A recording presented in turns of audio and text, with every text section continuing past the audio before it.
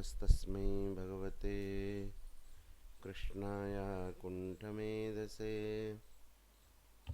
राधाधरसुधा सिन्धौ नमो नित्यविहारिणे राधां कृष्णस्वरूपां वै कृष्णं राधास्वरूपिणं कलात्मानं निकुञ्जस्थं गुरुरूपं सदा भजे प्रपन्नपारिजाताय तोत्रवेत्रैकपाणये ज्ञानमुद्राय कृष्णाय गीतामृतदुहे नमः। वसुदेवसुतं देवं कंसचाणूरमर्दनं देवकी परमानंदं कृष्णं वंदे जगद्गुरुं। हरिशरणम। श्री भगवान की असीम अनुकंपा से, संत महापुरुषों के परमानुग्रह से हम लोग प्रातःकाल श्रीमद् भगवत गीता का अध्ययन कर रहे हैं। उस क्रम में हम पंचदश अध्याय में चल रहे हैं। पंचदश अध्याय के तीसरे श्लोक में भगवान ने कहा, न रूपमश्येह तथोपलभ्यते नान्तो न चादिर्न च संप्रतिष्ठा अश्वत्थमेनं सुविरूढ़मूल मशंगशस्त्रेण दृढ़ेन चित्वा। संसार वृक्ष का वर्णन करते हुए भगवान ने कहा, न रूपम अस्य, अस्य रूपम इह, यहाँ पर इसका रूप जैसा दिखाई देता है तथा न उपलभ्यते, ऐसे अनुभव में नहीं आता है। दिखने में ये बड़ा सुखद है, सुंदर है, सत्य स्वरूप है, संसार ऐसे ही लगता है, लेकिन अनुभव करने पर ऐसा नहीं है। कल आप लोगों को बताया था ना कि युद्ध की बातें सुनने में बहुत अच्छी लगती है, उसके भीतर घुस जाओ तो अनुभव करने में ऐसा नहीं है। पहाड़ की बातें करने में बहुत अच्छी लगती है कि देखो पहाड़ कितना सुंदर है, और उसके भीतर चले जाओ तो मच्छर है, कांटे हैं, पत्थर है, चढ़ाई है। अविश्य का वदन सुंदर लगता है, मुख कमल, लेकिन भीतर जाओ तो एकदम लगेगा जहर की पोटली। इस प्रकार से संसार का स्वरूप दिखाई देता है सुखद, सुंदर और सत्य, लेकिन अनुभव करने पर ऐसा नहीं। इसका संपूर्ण विपरीत है, असुंदर, असत्य और दुखद। इस संसार वृक्ष का कोई अंत नहीं है, नांत न अंत और न च आदि, आदि भी नहीं है और अंत भी नहीं है, इसकी कोई प्रतिष्ठा नहीं है, लेकिन है। अब देखिए, जिसकी प्रतिष्ठा नहीं है, प्रतिष्ठा माने कोई आधार, आधार नहीं है, वो है। समझ में आ रही बात? इसका आदि नहीं है, अंत नहीं है और प्रतिष्ठा नहीं है, फिर भी ये है। कैसा है? अश्वत्थम एनम सुविरूढ़ मूलम, इसका मूल जो है बहुत सुविरूढ़ है, बहुत दृढ़ है, और इसकी प्रतिष्ठा नहीं, फिर है कैसे? बोले कि नहीं, प्रतिष्ठा तो नहीं है, लेकिन हमने उसको प्रतिष्ठा कर दी ना। कैसे? कि संगरूपी दोष के कारण, आसक्ति के कारण ये संसार दिखता है। अब इसको काटना हो तो कैसे काटें? भगवान कहते हैं, असंग शस्त्रेण दृढ़ेन छित्वा। असंग शस्त्र भी दृढ़ होना चाहिए। बार बार भागवत जी में भी यह वर्णन आता है, गुरु के सानिध्य, गुरु के ज्ञान रूपी तलवार को धारदार करके इस संसार वृक्ष को काट दे। तम त्वाम गताहम शरणम शरण्यम स्वभृत्य संसार तरोह कुठारम। देवभूति माता कपिल भगवान से कहती है, मैं आपके शरणागत होती हूँ और आप कैसे हैं कि संसार वृक्ष को काटने में आप कुठार के समान है, कुल्हाड़ी। और भी जगह जगह आती हैं, ज्ञानासिना, ज्ञान रूपी खड्ग से, वो भी धार किया हुआ हो, गुरु कृपा, गुरु ज्ञान रूपी खड्ग से। कहने का अर्थ देखो, इससे भाव की क्या व्यंजना आती है, असंग शस्त्रेण दृढ़ेन छित्वा, दृढ़ असंग शस्त्र से इसको काट दे। अब इसको अगर बदल करके बात करें, ये संसार वृक्ष कटा क्यों नहीं जाता है? इसकी प्रतिष्ठा क्यों है? संग के कारण। असंगता रूपी शस्त्र से इसको काट दे और संग रूपी शस्त्र से इसको मजबूत कर दे। समझ में आया कि नहीं? जितना संसार में मन आसक्त होगा, आपकी आसक्ति होगी, उतना आपके लिए संसार है। अर्थे ही अविद्यमाने भी संस्कृतिर्न निवर्तते, कल परसों तो पढ़ा ही रहे थे। न होने पर भी, संसार न होने पर भी, अर्थे अविद्यमाने अपि संस्कृतिर्न निवर्तते, जन्म मृत्यु का चक्र निवर्त नहीं होता है। उदाहरण देते हैं, ध्यायतो विषयान अस्य स्वप्ने अनर्थागमो यथा। जो विषयों का ध्यान करता है, संसार में जिनकी आसक्तियां हैं वस्तु व्यक्ति पदार्थ में, संसार न होने पर भी उसके लिए है और दिखाई देता है। और संस्कृति जन्म मृत्यु का चक्र न होने पर भी उनके लिए है। कैसे? स्वप्ने अनर्थागमो यथा, जैसे स्वप्न देखते समय विविध प्रकार के अनर्थों का आगमन होता है। सिर कट गया, हम नदी में कूद गए, नहीं, इस प्रकार के अनर्थों का आगमन होता है। उसी प्रकार से संग माने आसक्ति जब तक रहेगी तब तक यह संसार आपको दिखाई देगा, अन्यथा इस संसार की कोई सत्ता नहीं है। इसी को भगवान ने कहा, जीव भूताम महाबाहो ययेदम धार्यते जगत। ये जीव बना हुआ है, यया इदम जगत धार्यते, जिसके द्वारा जगत को धारण किया गया है, मान्यता दी गई है, आसक्ति किया है।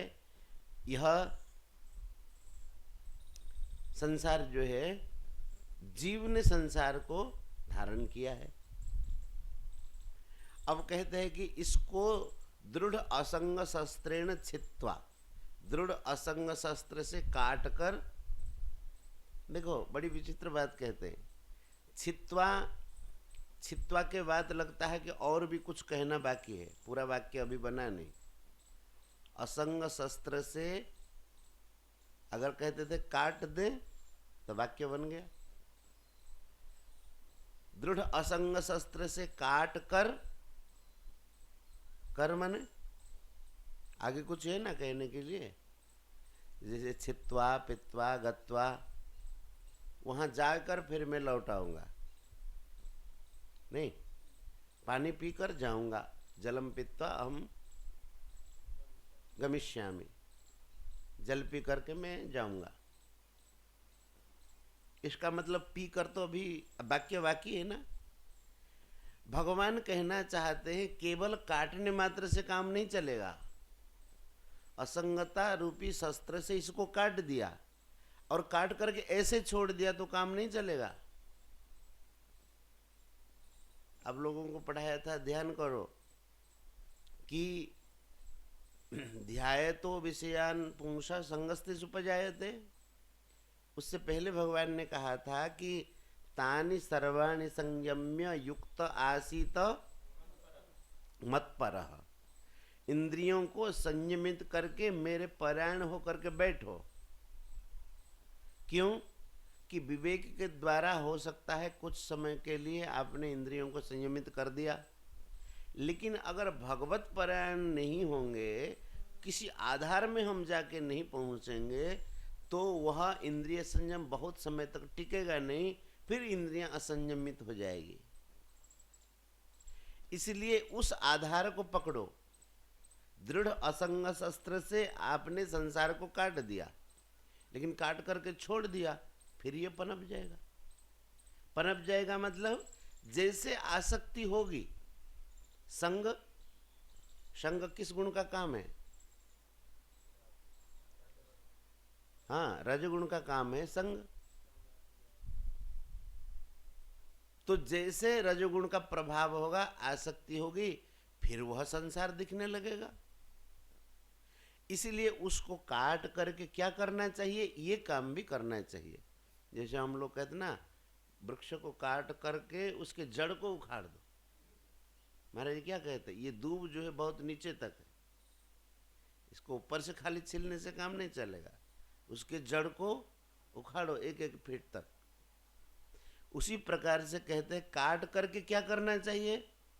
ततः पदम तत्परिमार्गितव्यम यस्मिन् गता न निवर्तन्ति भूयः तमेव चाद्यं पुरुषं प्रपद्ये यतः प्रवृत्ति प्रसुता पुराणी।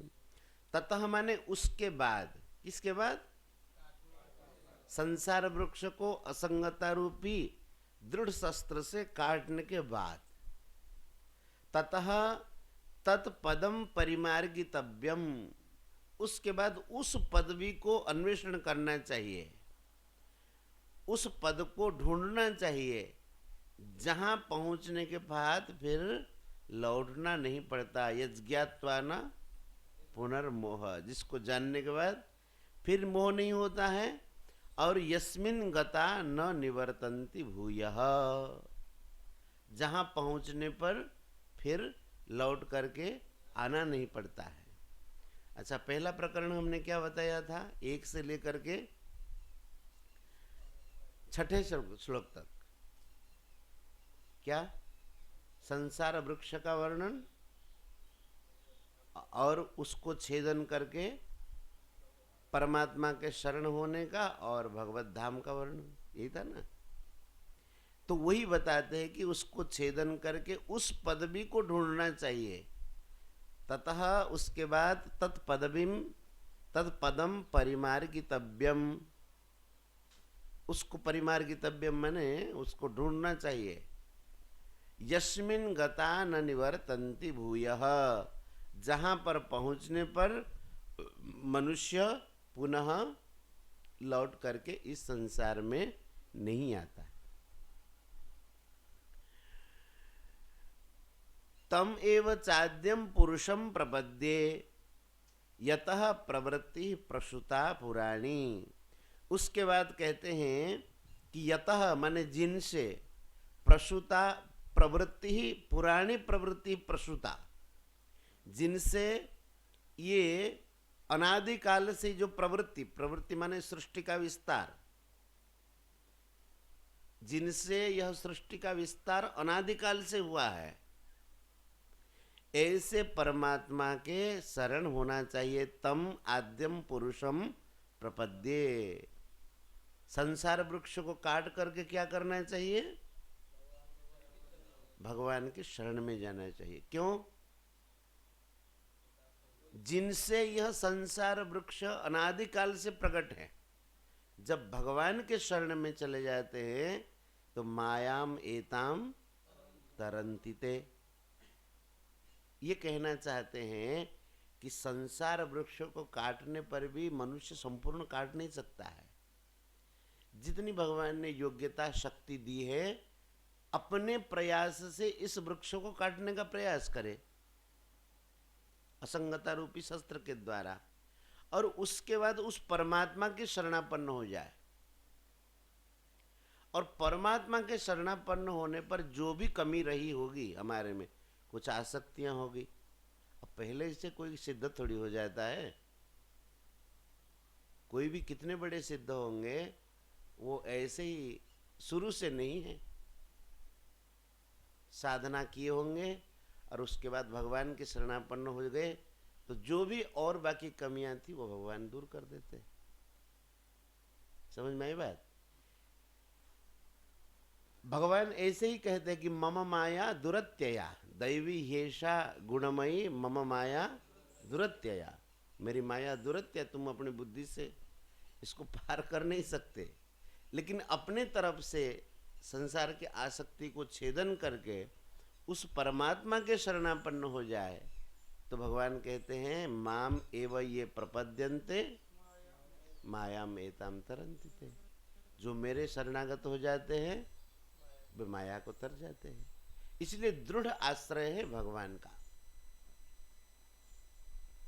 बाकी आप लोग जितना देखेंगे, अभी बुद्धि ठीक है, विवेक ठीक है, विचार करते हैं इसको आसक्ति त्याग करना से ऐसा करना, लेकिन जैसे विषय में प्रवृत्त होता रहता है तो उसको कुछ समझ में नहीं आता, सब हाँ ठंडा पड़ जाता है सब। लेकिन भगवान का अगर आश्रय रहेगा तो बहुत हम देखे हुए हैं कि भगवत आश्रय भक्त जो है बहुत जल्दी पार हो जाता है।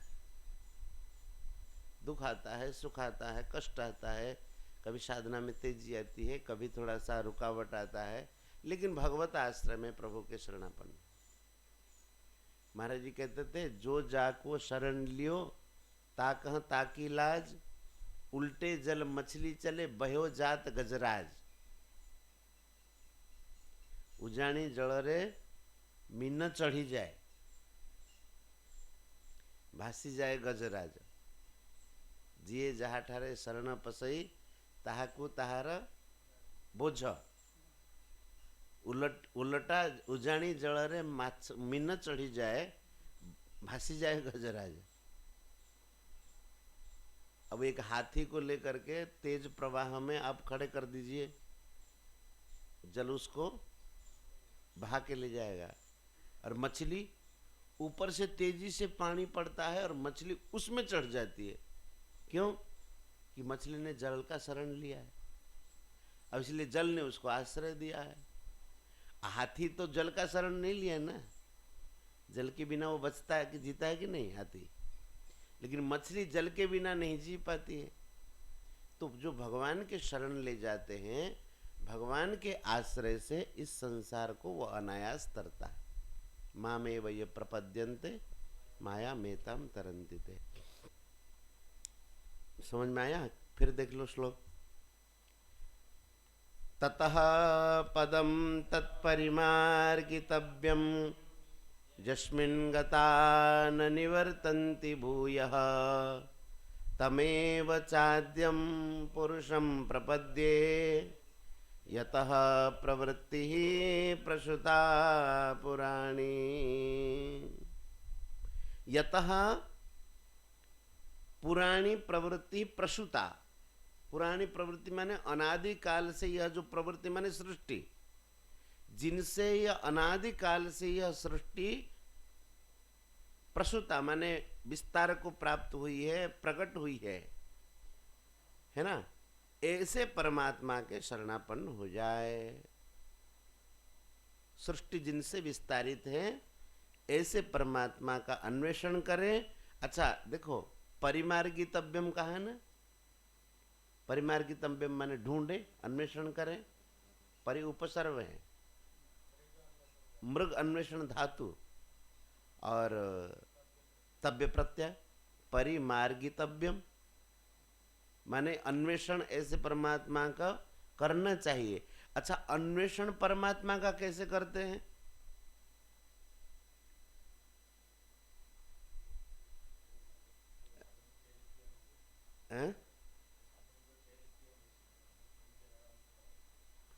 अरे अन्वेषण यही है कि परमात्मा के शरण हो जाना ही परमात्मा का अन्वेषण है। और परमात्मा को क्या टर्च लेके ढूंढेंगे? कहाँ गए परमात्मा? परमात्मा के शरणापन्न होना ही परमात्मा का अन्वेषण है।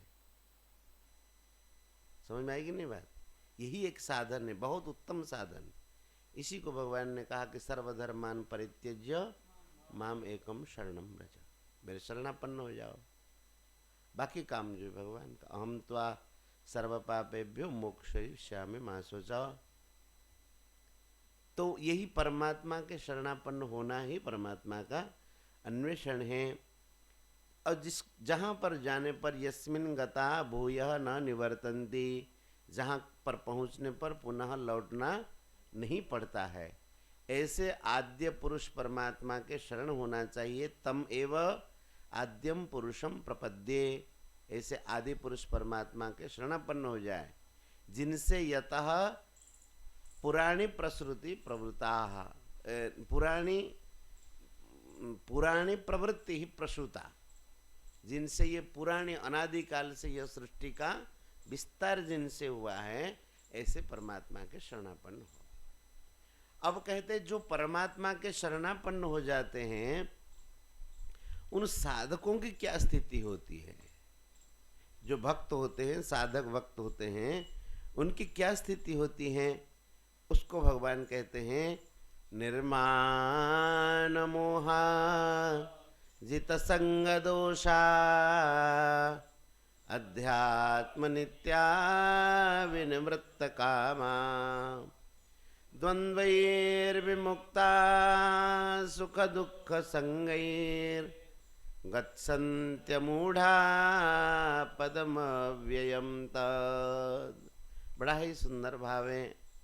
बोले निर्माण मोहा, उनका मान और मोह नहीं रहता है, मान सम्मान से वो अतीत चले जाते हैं और मोह से भी मुक्त हो जाते हैं। निर्माण मोहा जित संग दोषा, संग दोष, संग दोष माने संग से जो दोष उत्पन्न हुए हो संग दोष, संग दोष को वो जीत जाते हैं। संग दोष का अर्थ महाराज जी लिखते हैं कि आसक्ति से उत्पन्न में मेरेपन का भाव, यह दोष दुर्गुण से वह अतीत को चले जाते हैं, इन सब को जीत जाते हैं। संग दोष, संग दोष माने आसक्ति से जितने भी दोष उत्पन्न होते, एक दो नहीं अनेक दोष उत्पन्न होते हैं, इसलिए जित संग दोषाः, आसक्ति के सारे दोष।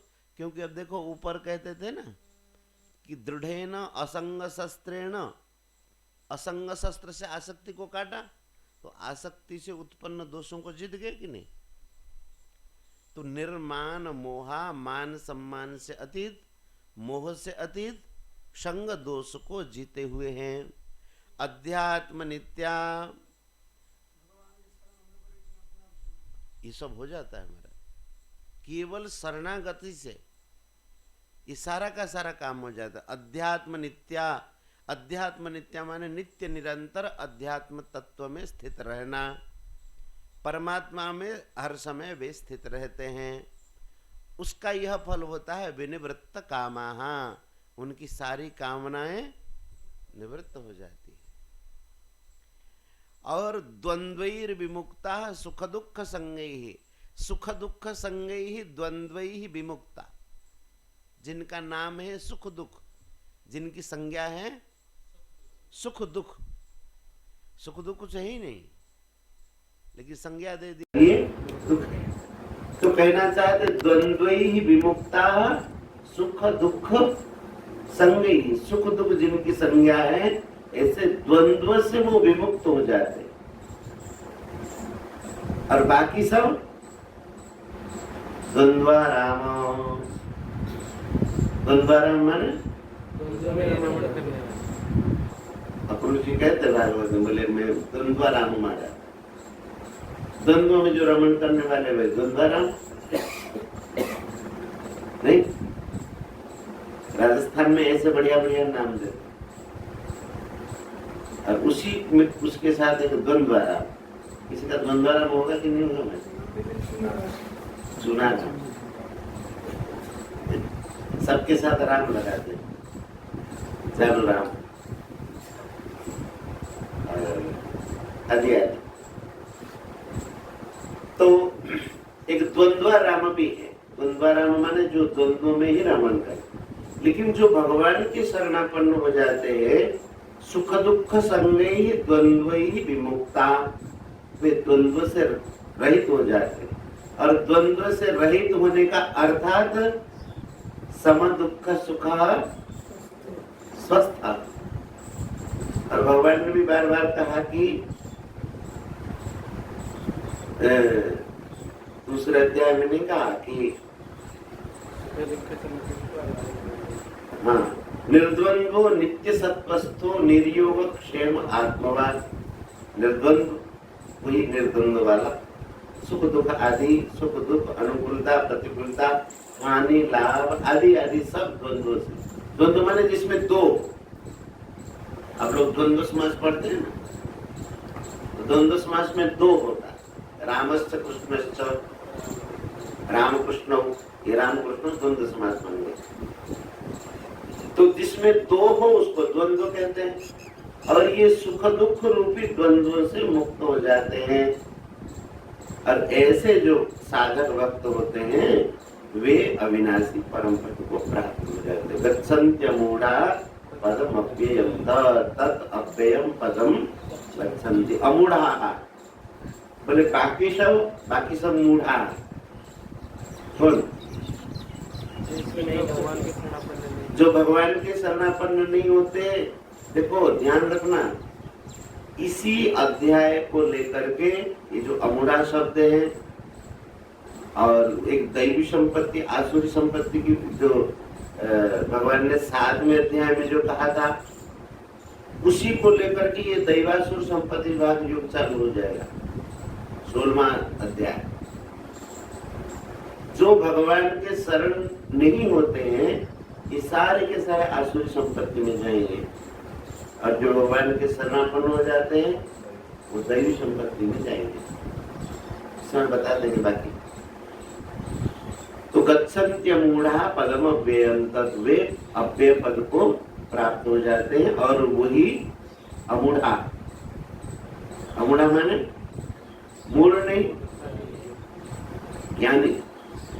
तो ज्ञानी कौन? जो भगवान के शरणापन्न हो जाए वही ज्ञानी। अज्ञानी कौन? भगवान के शरणापन्न न हो अज्ञानी। ठीक है, इन पर रुकते हैं।